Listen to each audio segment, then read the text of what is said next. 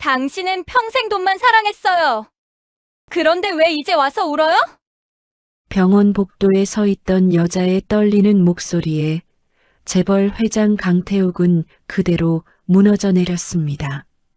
수천억 자산을 가진 남자. 사람들은 그를 대한민국 최고의 성공한 남자라고 불렀습니다. 하지만 지금 그는 차가운 병원 바닥에 무릎 꿇은 채 한 여자 손을 붙잡고 울고 있었습니다. 지연아, 제발 나 한 번만 용서해줘. 산소호흡기를 낀 전처 서지아는 눈물 젖은 얼굴로 그를 바라봤습니다. 그리고 아주 힘겹게 입을 열었습니다. 당신은 아직도 아무것도 모르네요. 그 순간 병실 문 앞에 서 있던 어린아이가 울먹이며 말했습니다. 우리 할머니 아저씨 때문에 이렇게 된 거예요? 순간 강태욱 표정이 굳어버렸습니다. 그리고 바닥에 떨어진 한 장의 편지. 그 안에는 충격적인 문장이 적혀 있었습니다. 당신에게 말하지 못한 아이가 있습니다. 과연 이들에게 무슨 일이 있었던 걸까요? 왜 한 남자는 모든 걸 가진 뒤에야 가장 소중한 사람을 잃었다는 걸 깨달았을까요? 지금부터 그 가슴 아픈 이야기를 들려드리겠습니다. 이야기 시작하기 전에 잠깐 부탁드립니다. 구독과 좋아요 눌러주시고 알림 설정까지 해주시면 큰 힘이 됩니다. 항상 건강하시고 편안한 시간 되시길 바랍니다. 감사합니다. 회장님, 오늘 일본 쪽 계약건 최종 승인 떨어졌습니다. 강태욱은 대답 없이 창밖만 바라봤습니다. 서울 야경이 통유리 너머로 끝없이 번지고 있었습니다. 수백억짜리 펜트하우스 68층. 사람들은 저 불빛들 중 가장 높은 곳에 사는 남자를 부러워했습니다. 하지만 이상하게도 그 집 안 공기는 차갑기만 했습니다. 벽시계 초침 소리조차 유난히 크게 들릴 정도였습니다. 내일 오전 기자 인터뷰도 확정됐습니다. 알아서 해. 짧고 낮은 목소리였습니다. 비서실장 성우는 잠시 태욱 눈치를 살폈습니다. 하얗게 질린 형광등 아래 앉아있는 태욱 얼굴은 어딘가 많이 지쳐 보였습니다. 넥타이는 느슨하게 풀려 있었고 셔츠 단추도 하나 풀어져 있었습니다. 성우는 조심스럽게 말을 덧붙였습니다. 식사는 좀 하셔야 합니다. 됐어. 오늘도 약만 드시면 몸 더 상하십니다. 그 순간 태욱이 짜증 섞인 숨을 내쉬었습니다. 박 실장, 예. 혼자 있고 싶다. 성우는 더 말하지 못했습니다. 잠시 후 현관문 닫히는 소리가 조용히 울렸습니다. 철컥. 그리고 다시 정막이 찾아왔습니다. 여러분, 살다 보면 그런 순간 있지 않습니까? 성공하려고 죽도록 달렸는데 정신 차리고 돌아보니까 곁에 아무도 안 남아있는 순간 말입니다. 강태욱은 천천히 식탁 쪽으로 걸어갔습니다. 12인용 원목 식탁 위에는 혼자 먹기엔 지나치게 많은 음식들이 차려져 있었습니다. 하지만 수저는 단 하나뿐이었습니다. 미역국에서는 김도 거의 사라져 있었습니다. 태욱은 의자에 앉아 국을 한 숟갈 떴습니다. 하지만 입까지 가지 못했습니다. 손이 멈췄습니다. 문득 맞은편 빈 의자가 눈에 들어왔기 때문이었습니다. 언젠가 그 자리엔 늘 한 여자가 앉아 있었습니다. 오늘은 일찍 왔네요. 따뜻하게 웃던 여자. 서지안. 태욱은 천천히 눈을 감았습니다. 그리고 바로 눈을 떴습니다. 기억을 오래 붙잡고 싶지 않은 사람처럼 말입니다. 그는 숟가락을 내려놓고 약봉지를 뜯었습니다. 혈압약, 위장약, 수면제, 탁자 위에 약들이 늘어날수록 그의 얼굴은 더 공허해 보였습니다. 물컵에 약을 털어넣는 손끝이 미세하게 떨렸습니다. 그때 거실 TV에서 뉴스 소리가 흘러나왔습니다. 대한민국 경제를 움직이는 젊은 리더, 한강그룹 강태욱 회장이 올해 가장 존경받는 기업인으로 선정됐습니다. 화면 속 태욱은 웃고 있었습니다. 완벽한 정장, 완벽한 미소, 완벽한 성공. 기자들이 플래시를 터뜨리며 물었습니다. 회장님께 가장 중요한 가치는 무엇입니까? 영상 속 태욱은 망설임 없이 말했습니다. 가족입니다. 순간 현실 속 태욱 입가가 천천히 비틀렸습니다. 씁쓸한 웃음이었습니다. 그는 리모컨을 집어들고 TV를 꺼버렸습니다. 퍽! 거실 안이 순식간에 조용해졌습니다. 냉장고 돌아가는 소리만 희미하게 들렸습니다. 태욱은 한동안 가만히 앉아 있었습니다. 그러다 갑자기 자리에서 일어났습니다. 발걸음은 자연스럽게 서재로 향했습니다. 서재 안에는 오래된 종이 냄새와 먼지 냄새가 희미하게 섞여 있었습니다. 벽면에는 상패와 트로피가 빼곡했습니다.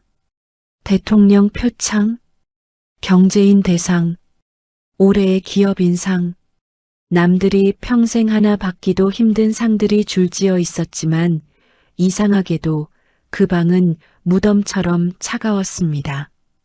태욱은 가장 아래 서랍을 열었습니다. 철컥.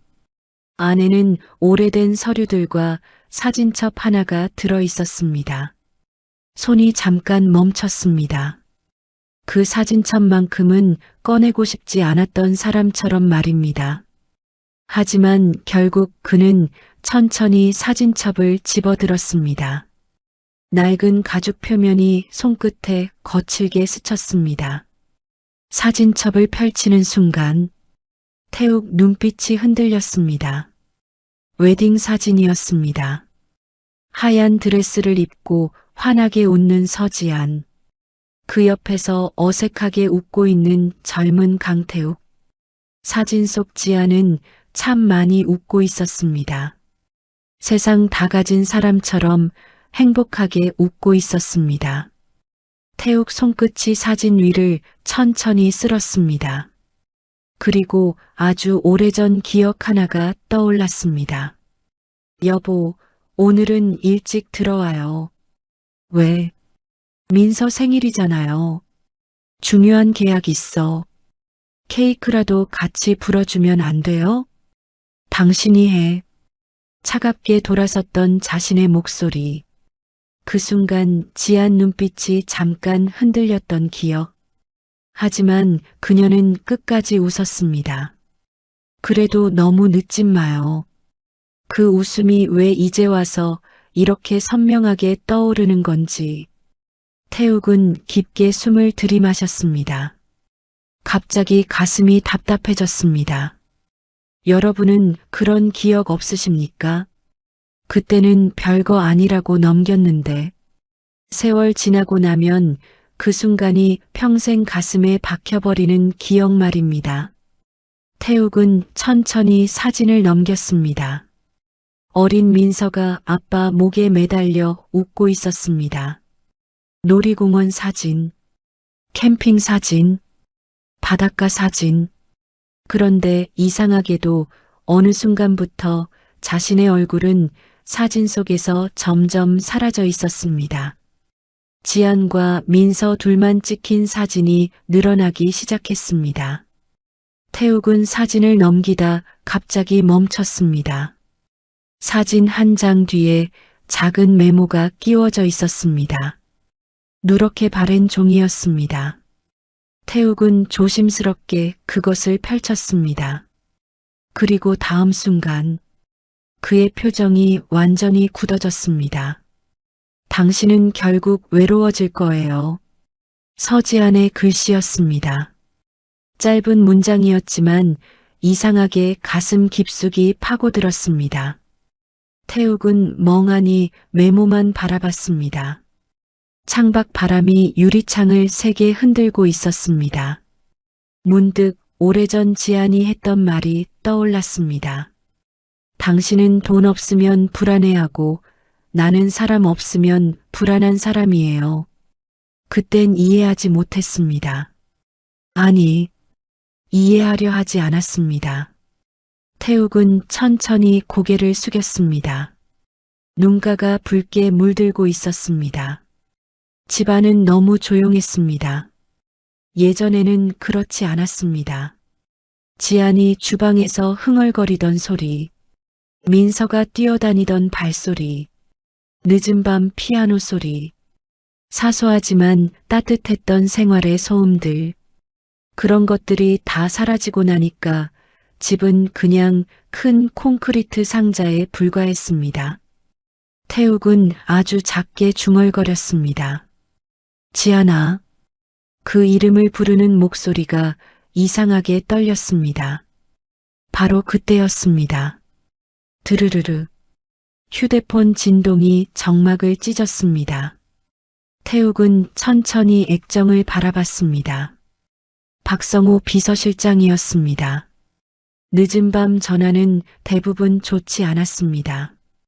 태욱은 낮게 숨을 내쉰 뒤 전화를 받았습니다. 왜? 전화기 너머 성호 목소리가 심하게 가라앉아 있었습니다. 회장님, 말해. 잠시 침묵이 흘렀습니다. 그리고 이어진 한마디. 지금 병원으로 오셔야 할 것 같습니다. 태욱 미간이 좁아졌습니다. 병원? 예. 내일로 미뤄. 그 순간 성호가 낮게 숨을 삼켰습니다.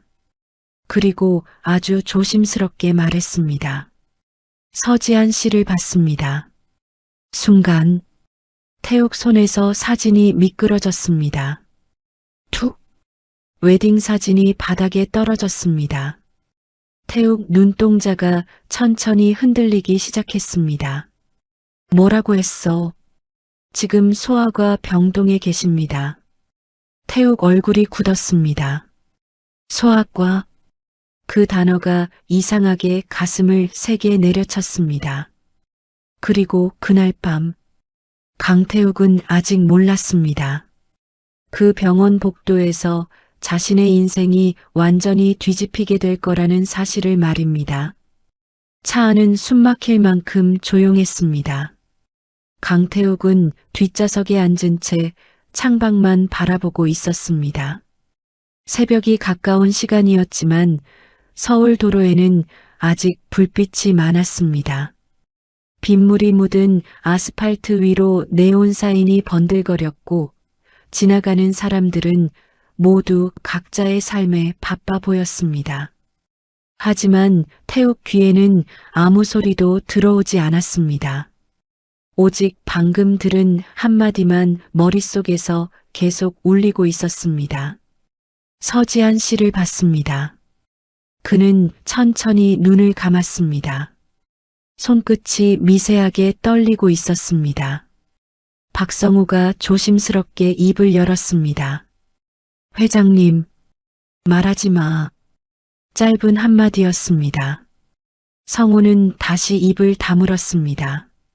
차 안 공기가 점점 무거워졌습니다.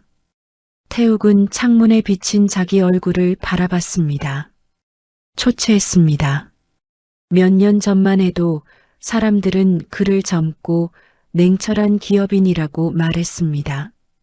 하지만 지금 비친 얼굴은 오래 지친 사람 같았습니다. 여러분, 인생이라는 게 참 이상하지 않습니까? 그렇게 잊으려고 애썼던 사람인데 이름 하나 들은 것만으로 심장이 무너져 버리는 날이 옵니다. 태욱은 무릎 위에 올린 손을 꽉 쥐었습니다. 손등 핏줄이 툭 튀어나왔습니다. 확실해? 한참 만에 나온 목소리였습니다. 성우가 낮게 대답했습니다. 예, 혼자였어? 성호는 잠깐 망설였습니다. 그리고 아주 조심스럽게 말했습니다. 아이 한 명이 같이 있었습니다.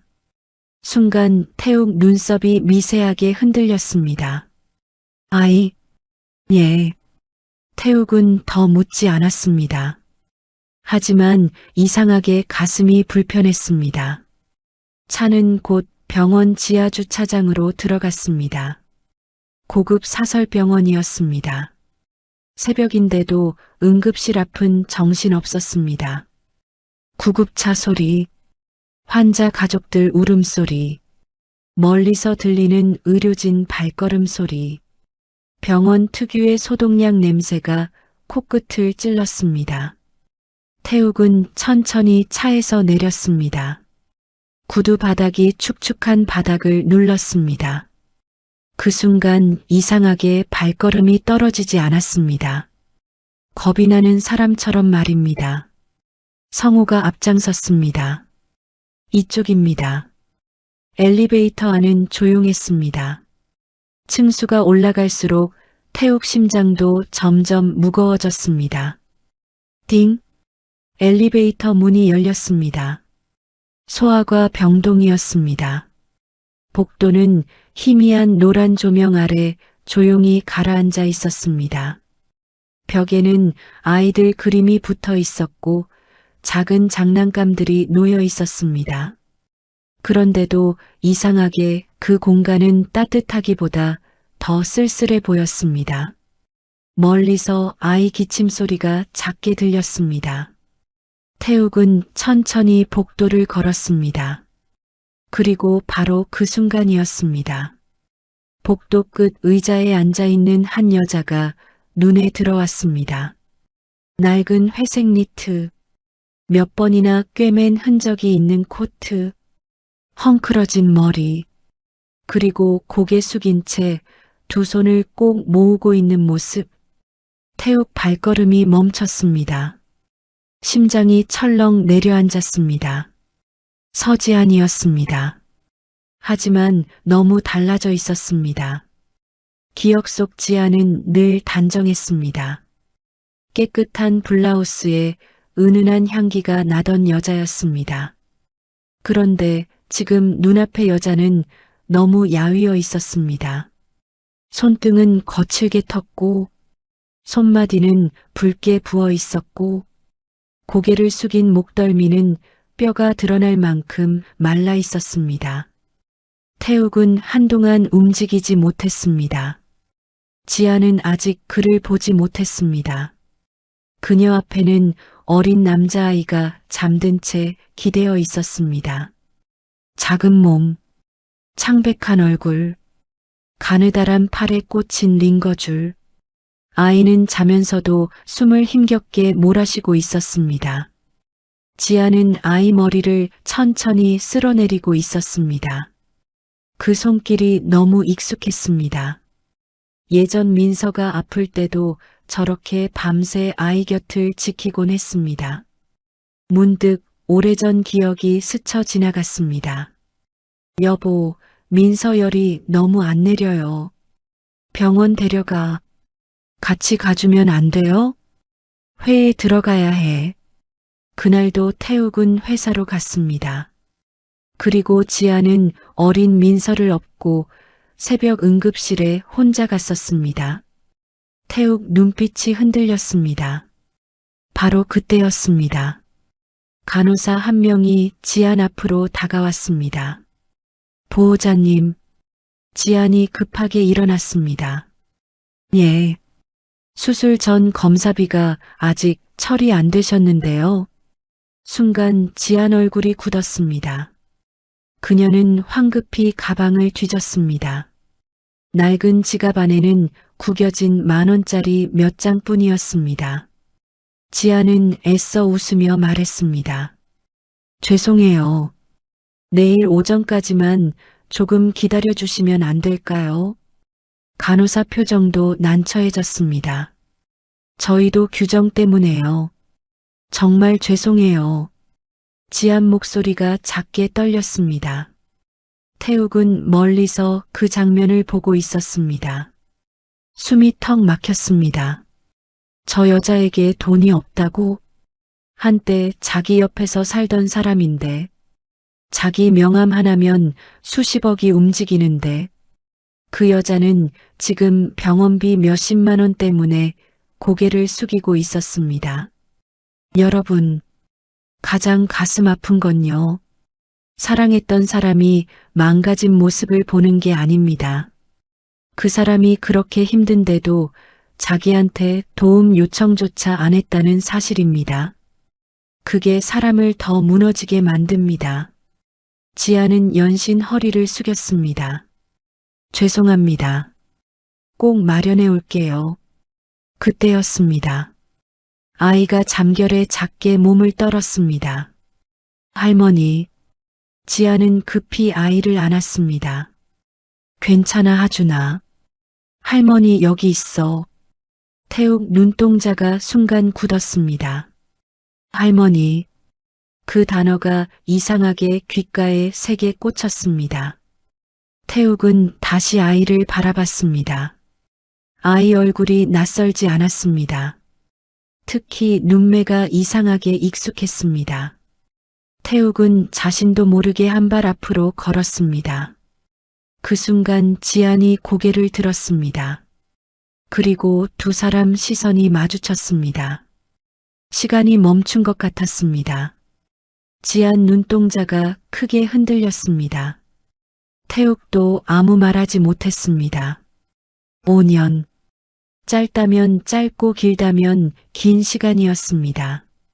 그 긴 세월 동안 단 한 번도 마주치지 않았던 두 사람이었습니다. 복도 공기가 얼어붙었습니다.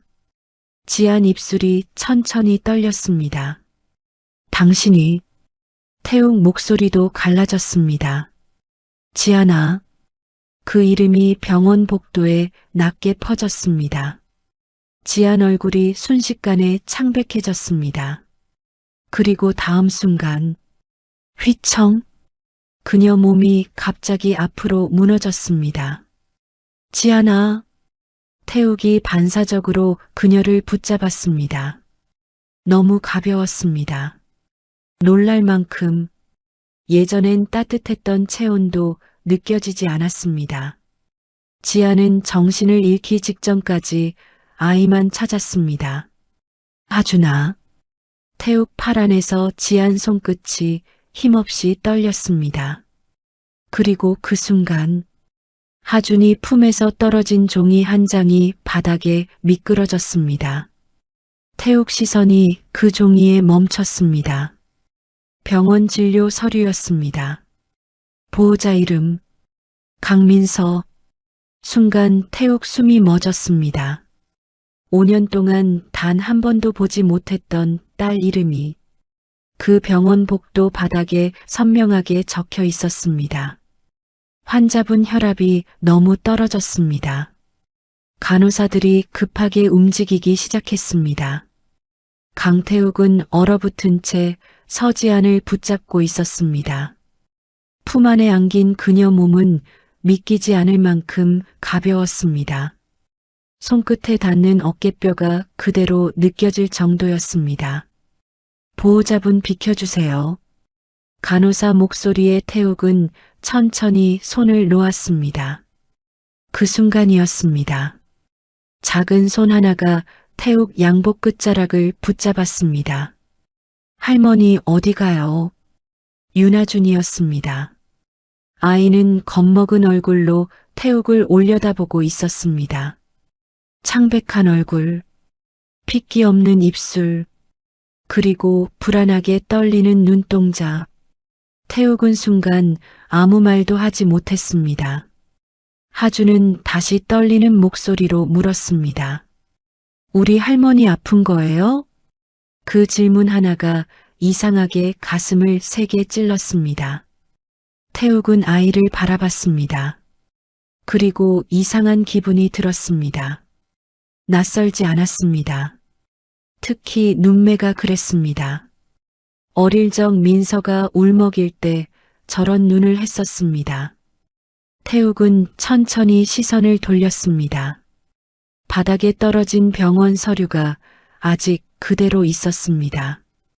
그 위에는 선명하게 적혀 있었습니다. 보호자 강민서. 태욱 숨이 턱 막혔습니다. 손끝이 차갑게 식어갔습니다. 여러분, 살면서 가장 무서운 순간은요, 잊고 살았던 과거가 갑자기 현실이 되어 눈앞에 나타나는 순간입니다. 태욱은 천천히 서류를 집어들었습니다. 그 순간 뒤에서 성우 목소리가 들렸습니다. 회장님, 민서가 여기 있다는 거야? 갈라진 목소리였습니다. 성우는 쉽게 대답하지 못했습니다. 잠시 침묵하다가 낮게 말했습니다. 예. 태욱 눈빛이 흔들렸습니다.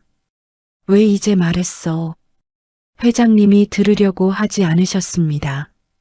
그 말에 태욱 입술이 굳었습니다. 맞는 말이었습니다. 그는 그동안 가족 이야기를 철저히 피하며 살아왔습니다. 이혼 후 서지한 이야기만 꺼내도 화를 냈고 민서 연락처도 일부러 받지 않았습니다. 일에 미쳐 살면 다 잊힐 줄 알았습니다. 하지만 세월은 잊게 만드는 게 아니라 더 선명하게 만드는 것이었습니다. 하준이 작게 기침했습니다. 콜록. 작은 몸이 흔들릴 정도로 힘겨운 기침이었습니다. 태욱은 본능적으로 아이 등을 쓸어주려다 멈췄습니다. 낯선 남자가 갑자기 손 떼면 놀랄까봐 그랬습니다. 그런데 하준은 오히려 태욱을 빤히 올려다봤습니다. 아저씨, 그래, 우리 할머니 안 죽죠? 순간 태욱 목이 턱 막혔습니다. 그 질문 앞에서 그는 아무 말도 할 수 없었습니다. 돈도, 권력도 그 순간에는 아무 의미가 없었습니다. 태욱은 천천히 아이 앞에 무릎을 굽혔습니다. 그리고 최대한 부드러운 목소리로 말했습니다. 안 죽어. 하지만 그 말 끝이 미세하게 떨렸습니다. 진짜요? 그래. 거짓말 아니죠? 태욱은 잠시 눈을 감았다가 다시 떴습니다. 응. 그때였습니다. 응급실 문이 열리며 의사가 빠르게 걸어 나왔습니다. 보호자분 계십니까? 태욱과 성우가 동시에 고개를 들었습니다. 하지만 그 순간 복도 끝에서 다급한 발소리가 들렸습니다. 타다닥. 한 여학생이 숨을 헐떡이며 달려오고 있었습니다. 교복 위에 후드 집업 하나만 걸친 채였습니다. 헝클어진 머리, 숨가쁜 얼굴, 그리고 울먹이는 눈. 강민서였습니다. 태욱은 그대로 굳어버렸습니다. 마지막으로 본 게 초등학생 때였습니다. 그런데 어느새 저렇게 커버렸습니다. 민서는 태욱을 보는 순간 걸음을 멈췄습니다. 눈동자가 크게 흔들렸습니다. 믿을 수 없는 표정이었습니다. 복도 공기가 순식간에 얼어붙었습니다. 하준이 먼저 민서를 향해 달려갔습니다. 누나. 민서는 급히 아이를 끌어안았습니다. 괜찮아? 어디 아파? 할머니 쓰러졌어. 그 말에 민서 얼굴이 하얗게 질렸습니다. 그녀는 바로 의사에게 달려갔습니다. 저희 엄마 상태 어떠세요? 엄마. 그 단어를 듣는 순간 태욱 눈빛이 흔들렸습니다. 민서는 이제 누군가의 딸 이전에 누군가를 책임지는 사람이 되어 있었습니다. 의사는 난처한 표정으로 차트를 넘겼습니다. 빈혈이 너무 심하고 영양 상태도 좋지 않습니다. 많이 위험한가요? 당장 위험한 건 아닙니다만 계속 이렇게 무리하시면 안 됩니다. 민서는 안도의 숨을 내쉬었습니다. 하지만 그 표정은 금방 다시 굳었습니다. 의사가 말을 이었기 때문이었습니다. 그리고 아이 수술 일정도 더 미루면 안 됩니다. 민서 얼굴이 어두워졌습니다. 그녀는 애써 침착한 척 고개를 끄덕였습니다. 알겠습니다. 그때였습니다. 의사가 조심스럽게 말했습니다. 다만 검사비와 입원비가 아직... 민서는 급하게 가방을 열었습니다. 낡은 지갑 안에는 접힌 지폐 몇 장뿐이었습니다. 손끝이 떨렸습니다. 태욱은 멀리서 그 모습을 바라봤습니다. 숨이 막혔습니다. 자기 딸이 저렇게 돈 때문에 고개 숙이고 있었습니다. 민서는 애써 웃으며 말했습니다. 조금만 기다려주시면 안 될까요? 그 모습이 서지안과 너무 닮아 있었습니다. 끝까지 자존심 버리지 않으려는 표정까지. 태욱은 더 이상 보고 있을 수 없었습니다. 그는 천천히 앞으로 걸어갔습니다. 구두 소리가 복도에 울렸습니다. 민서가 고개를 들었습니다. 그리고 태욱과 눈이 마주친 순간 그녀 표정이 순식간에 차갑게 식었습니다. 왜 왔어요? 짧았지만 날카로운 말이었습니다. 태욱은 쉽게 입을 열지 못했습니다. 민서야, 그 이름 부르지 마세요. 복도 공기가 싸늘하게 가라앉았습니다. 성호도 숨을 죽였습니다. 민서는 눈을 똑바로 마주한 채 말했습니다. 이제 와서 왜 온 건데요? 태욱 목소리가 낮게 흔들렸습니다. 나는 몰랐다. 뭐려? 너희가 이렇게 사는 거. 순간 민서 입가가 비틀렸습니다. 웃는 것도 우는 것도 아닌 표정이었습니다. 관심 없었잖아요. 그 한마디가 비수처럼 꽂혔습니다. 민서는 눈가가 붉어진 채 말을 이어갔습니다. 엄마가 열나서 쓰러졌을 때도 회사 갔잖아요. 태욱 눈빛이 흔들렸습니다. 민서야, 내 생일도 기억 못했잖아요. 그건 우린 늘 나중이었어요. 복도는 조용했지만 민서 목소리는 더 아프게 들렸습니다. 아빠한텐 회사가 가족이었잖아요. 태욱은 아무 말도 못했습니다. 왜냐하면 틀린 말이 아니었기 때문입니다. 민서는 눈물을 참는 얼굴로 말했습니다. 그러니까 이제 와서 착한 척하지 마세요. 그 순간 응급실 안쪽에서 서지안 이름을 부르는 소리가 들렸습니다. 민서는 급히 돌아섰습니다. 그리고 들어가기 직전 잠깐 멈췄습니다. 등 돌린 채 낮게 말했습니다. 그리고 하준이는... 태욱 시선이 흔들렸습니다. 민서는 천천히 고개를 돌렸습니다. 차갑게 젖은 눈빛이었습니다. 아빠가 생각하는 그런 아이 아니에요. 순간 태욱 표정이 굳었습니다. 그리고 민서는 그대로 응급실 안으로 들어가 버렸습니다. 닫힌 문 앞에 혼자 남겨진 태욱. 그는 멍하니 서 있었습니다. 귓가에는 마지막 말만 계속 맴돌고 있었습니다. 그런 아이 아니에요. 도대체 그 말이 무슨 뜻인지, 왜 민서가 그런 표정을 지었는지 태욱은 아직 알지 못했습니다. 하지만 그날 밤 그가 모르고 있었던 진실이 하나씩 드러나기 시작하고 있었습니다. 그런 아이 아니에요. 그 말은 닫힌 응급실 문 앞에 오래 남아 있었습니다. 강태욱은 한동안 움직이지 못했습니다. 병원 복도 천장에서는 형광등이 낮게 윙윙거렸고 소독약 냄새가 목 안쪽까지 차갑게 스며들었습니다. 그는 평생 수많은 숫자와 계약서를 상대했습니다. 조단위 인수합병도 한 번의 결재로 결정했고 수천 명 직원의 운명도 냉정하게 판단했습니다. 그런데 지금은 딸아이의 한마디 뜻조차 알아내지 못해 멍하니 서 있었습니다. 여러분, 부모라는 이름이 참 이상하지 않습니까? 낳았다고 다 부모가 되는 게 아니고 돈을 벌어다 줬다고 다 책임을 다한 것도 아닌데 말입니다. 그걸 너무 늦게 깨닫는 사람이 있습니다. 태욱이 바로 그랬습니다. 그는 천천히 응급실 문 쪽으로 손을 뻗었습니다. 하지만 문고리를 잡기 직전 손이 멈췄습니다. 안에서 민서의 낮은 울음소리가 들렸기 때문입니다. 엄마, 나왔어. 눈 좀 떠봐. 그 목소리는 어린아이 같았습니다.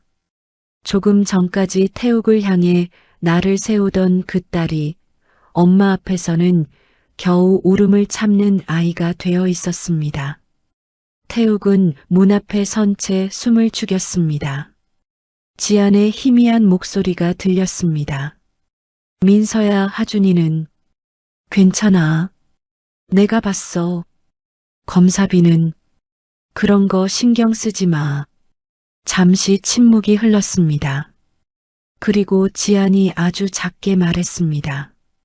그 사람 봤니? 민서는 대답하지 않았습니다. 태욱의 심장이 내려앉았습니다. 지안은 이미 자신이 온 것을 알고 있었습니다.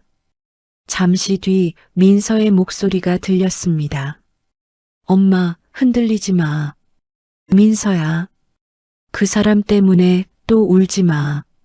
그 말에 태욱은 눈을 감았습니다. 또 울지 마. 그 짧은 말 안에 지난 세월이 다 들어 있었습니다. 그는 아무것도 몰랐습니다. 지안이 얼마나 울었는지, 민서가 그 눈물을 얼마나 오래 지켜봤는지, 그는 아무것도 몰랐습니다.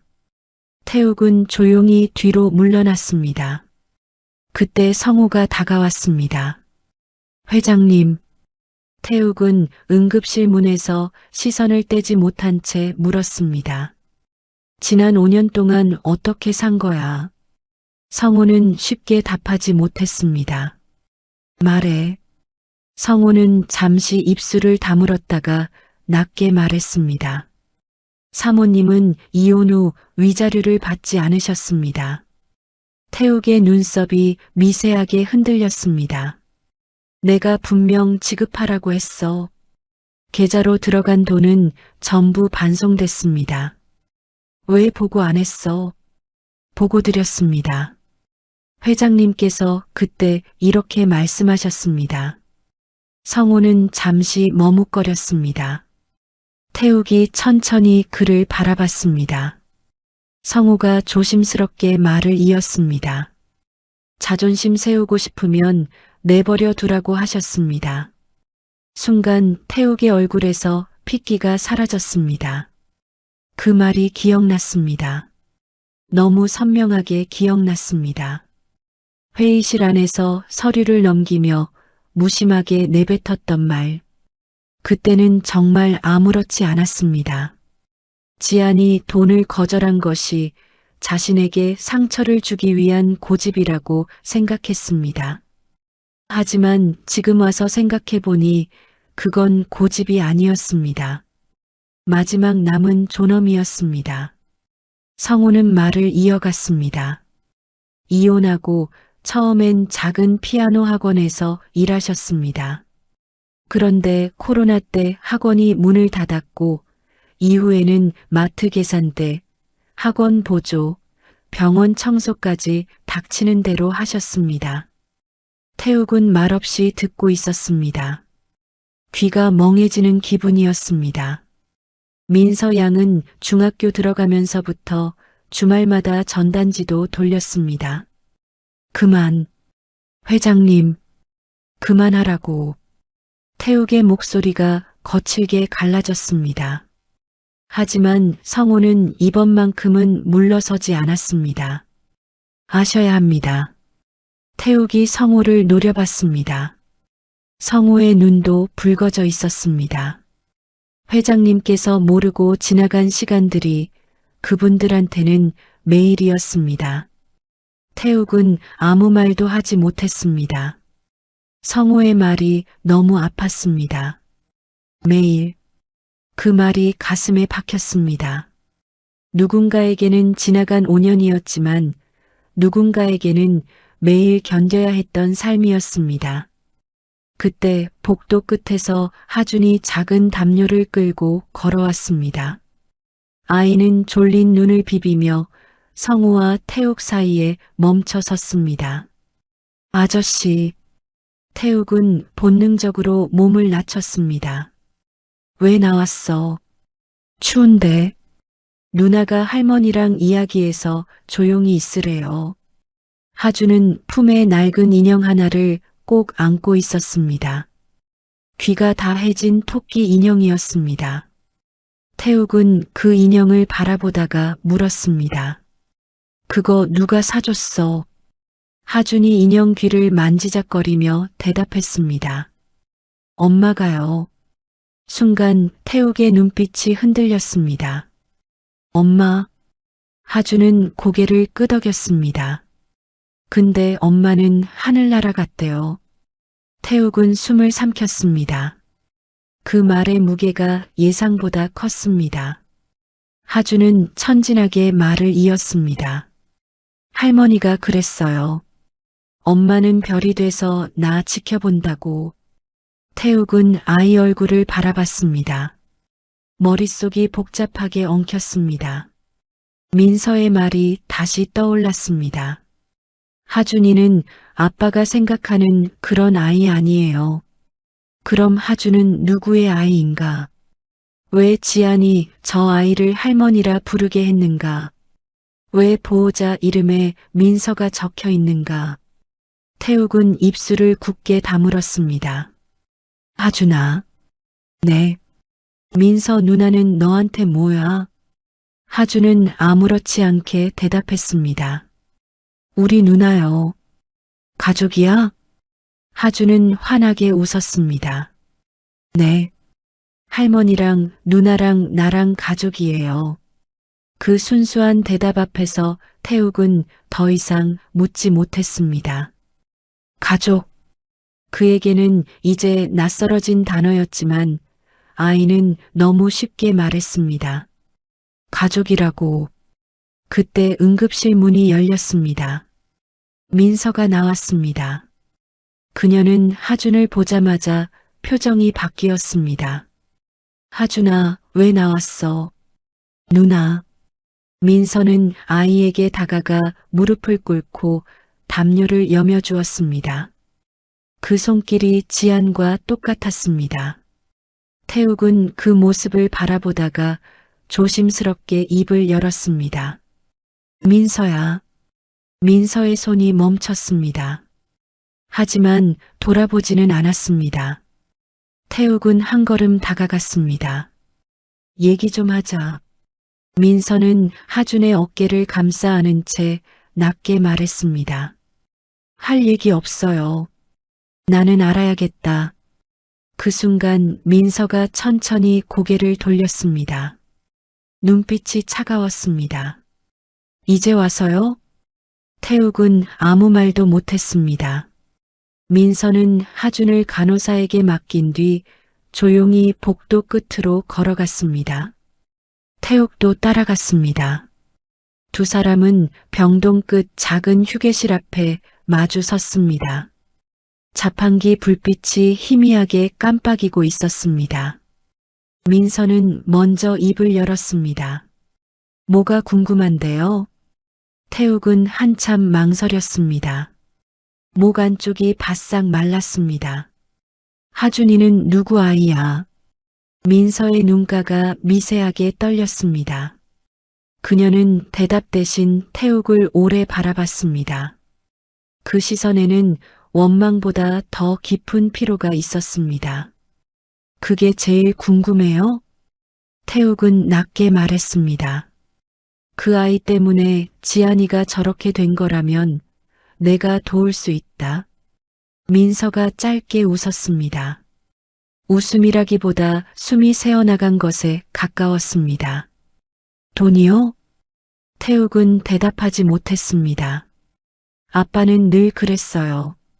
뭔가 잘못되면 돈으로 해결하면 된다고 생각했죠. 민서야, 엄마가 왜 아빠 돈 안 받았는지 알아요? 태욱의 시선이 흔들렸습니다. 민서는 떨리는 숨을 들이마셨습니다.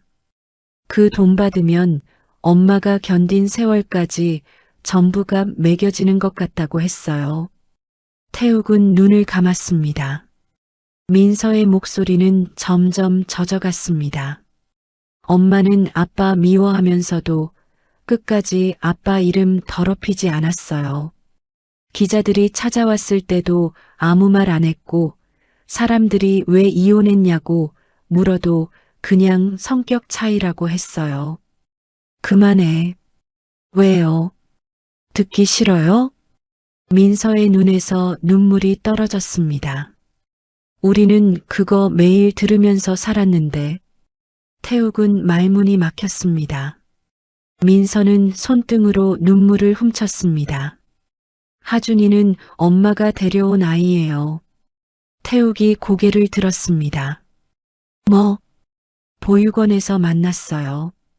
심장병 있는데 입양도 안 되고 수술비도 없어서 계속 밀리던 아이였어요.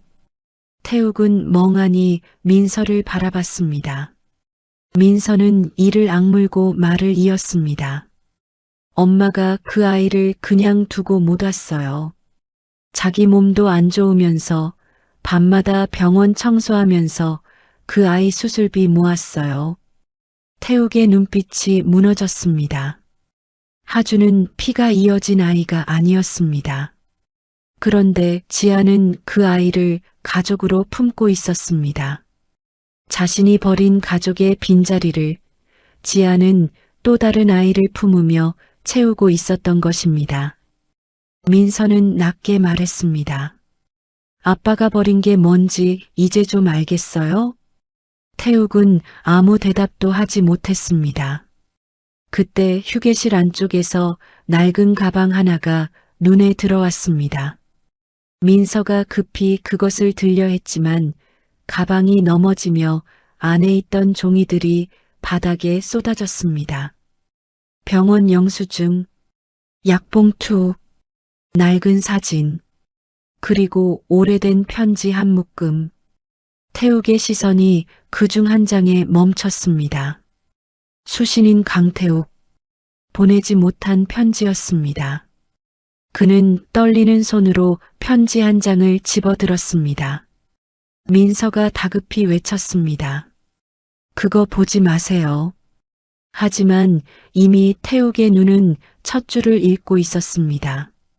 당신에게 말하지 못한 아이가 있습니다. 순간 태욱의 숨이 완전히 멎었습니다. 복도 저편에서 심전도 소리가 희미하게 울렸습니다. 그리고 민서의 얼굴은 새하얗게 질려 있었습니다. 당신에게 말하지 못한 아이가 있습니다. 그 문장을 읽는 순간 강태욱 손끝이 그대로 굳어버렸습니다. 병원 복도 형광등 불빛 아래에서 편지 종이가 미세하게 떨리고 있었습니다. 민서는 다급하게 편지를 빼앗으려 했습니다. 보지 마세요. 하지만 태욱은 이미 눈을 떼지 못하고 있었습니다. 편지에는 서지안의 글씨가 빼곡하게 적혀 있었습니다. 조심스럽고 단정한 글씨. 예전에도 그녀는 화를 내기보다 편지를 쓰던 사람이었습니다. 태욱 목울대가 천천히 움직였습니다. 그리고 떨리는 눈으로 다음 줄을 읽었습니다. 당신이 떠난 뒤 저는 아이를 지웠습니다. 순간 태욱 숨이 멎었습니다. 복도 소음이 전부 사라진 것 같았습니다. 멀리서 들리던 의료기기 소리도 간호사들 발소리도 아무것도 들리지 않았습니다. 오직 그 문장만 머릿속을 울렸습니다. 아이를 지웠습니다. 태욱 눈동자가 흔들렸습니다. 그는 천천히 고개를 들었습니다. 민서는 눈물을 참은 얼굴로 서 있었습니다. 그게 무슨 말이야? 갈라진 목소리였습니다. 민서는 입술을 깨물었습니다. 그리고 아주 힘겹게 말했습니다. 엄마는 이혼하기 전에 아이가 하나 더 있었어요. 태욱 얼굴에서 핏기가 사라졌습니다. 뭐라고? 하지만 아빠는 몰랐죠. 민서 눈가에서 눈물이 떨어졌습니다. 관심이 없었으니까. 태욱은 아무 말도 하지 못했습니다. 그 순간 오래전 기억 하나가 떠올랐습니다. 지안이 어느 날 밤 조심스럽게 말을 꺼냈었습니다. 여보, 나 할 말 있는데. 내일 이야기해. 중요한 이야기야. 지금 피곤해. 그날 그는 그대로 서재문을 닫았습니다. 그리고 다음 날 바로 해외 출장을 떠났습니다. 태욱 입술이 떨렸습니다. 설마. 민서는 천천히 고개를 끄덕였습니다. 엄마는 그때 병원 혼자 갔어요. 태욱은 벽을 짚었습니다. 다리가 풀리는 기분이었습니다. 민서는 울음을 삼키며 말을 이었습니다.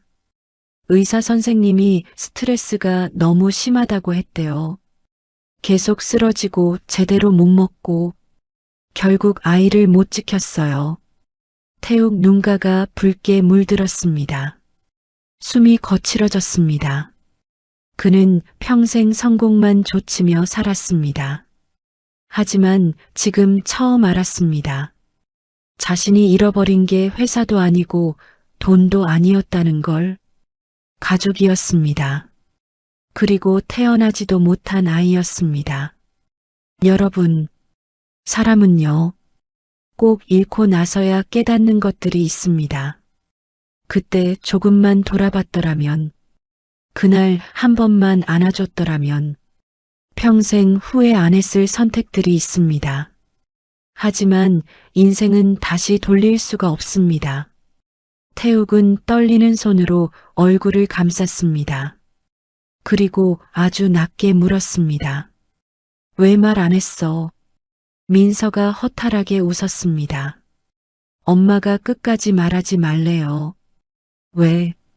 아빠 인생 망칠까봐. 순간 태욱 눈물이 그대로 떨어졌습니다. 툭! 차가운 병원 바닥 위로 눈물이 떨어졌습니다. 그는 그제야 알았습니다. 서지아는 자신을 미워하지 않았습니다. 오히려 끝까지 지켜주고 있었습니다. 이혼하고 버려지고 혼자 무너져가면서도 끝까지 강태욱이라는 사람을 감싸고 있었던 것입니다. 태욱은 더 이상 버티지 못했습니다. 그는 그대로 주저앉았습니다. 비싼 정장 바지가 차가운 병원 바닥에 구겨졌습니다. 지나가던 보호자들이 놀란 눈으로 쳐다봤지만 그는 신경 쓰지 못했습니다. 그는 무너진 사람처럼 울고 있었습니다.